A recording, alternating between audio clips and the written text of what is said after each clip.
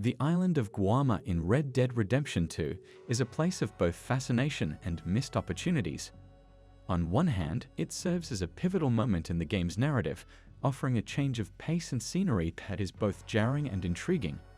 On the other hand, it's a chapter that many players feel is rushed through, leaving a wealth of untapped potential behind.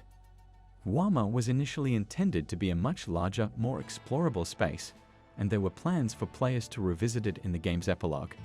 Game files even suggest that Guarma was once intended to be a fully explorable region, rich with more than just the passing curiosities that players encounter. The pace of the Guarma chapter also contrasts sharply with the rest of the game. While the rest of the narrative unfolds at a leisurely pace, Chapter 5 feels like it's over in the blink of an eye. This has led to speculation that the Guarma chapter was meant to be longer and more involved. The island is not just a backdrop, but a living, breathing ecosystem. It's home to unique species of animals like the red-footed booby, the Cuban land crab, and the green sea turtle. These creatures are exclusive to Guarma and add a layer of depth to the island that is often overlooked. However, the game discourages players from taking their time to explore this rich biodiversity. Even more tantalizing are the unused game files that suggest more of Guarma's wildlife was meant to be huntable, including several variants of sharks and turtles.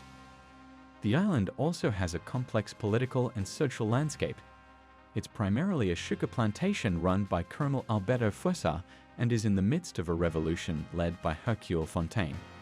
This adds another layer of complexity to the island, making it more than just a pretty backdrop. However, this aspect is also underutilized in the game, serving more as a setting for the main character's adventures rather than a fully fleshed out world of its own. Rumors abound that the gang was supposed to have a camp in Guarma, which would have allowed for a more in-depth exploration of the island's unique features. This could have included treasure hunts, side missions, and interactions with new characters. For example, game files refer to a character named Leon's niece, suggesting that there were plans for a more extended storyline involving the island's inhabitants. The island's geography itself is a marvel, with its lush tropical forests, sandy beaches, and rocky terrains. The island even has smaller islands in the horizon, one of which has collision data and basic texturing like the main island. This suggests that the developers had grander plans for Guarma, possibly including these smaller islands as part of the explorable world. The island's size has been compared to being about 2 New Austins in size, which is excessively large given how tiny the playable area there is. This discrepancy between the island's actual size and the playable area further fuels the argument that Guarma was underused. Moreover, the island is rich in hidden secrets and unused content. For instance, following one of the roads that usually results in the character being sniped actually leads to a fully modeled and textured overlook over a second bay. There are also unused interiors for ticket shops in various locations like St. Denis, Blackwater, and Thieves Landing, suggesting that one could originally buy a ticket back to Guarma. These unused elements hint at a deeper, more interactive experience that was left on the cutting room floor. The island also has a cultural and historical layer that is barely touched upon.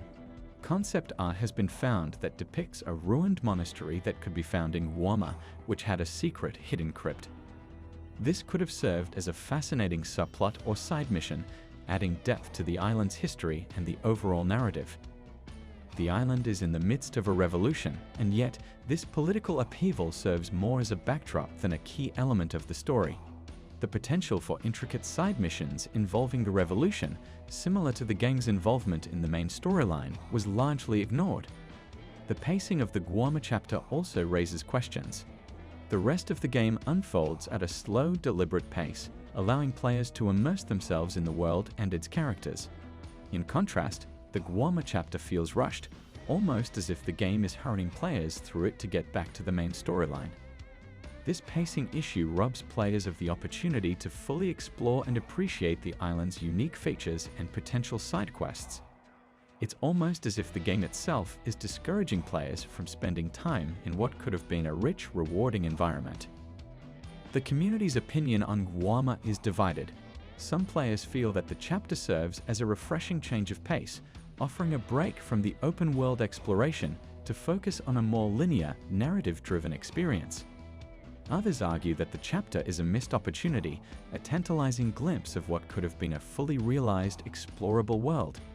This division in opinion highlights the complexity of the issue.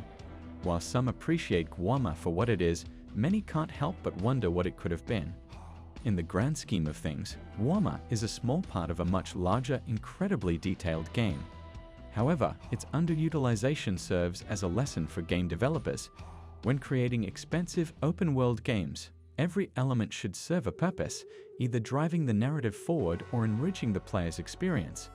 In the case of Guarma, the island serves as a beautiful but fleeting detour in an otherwise epic journey, leaving players with a lingering sense of unfulfilled potential.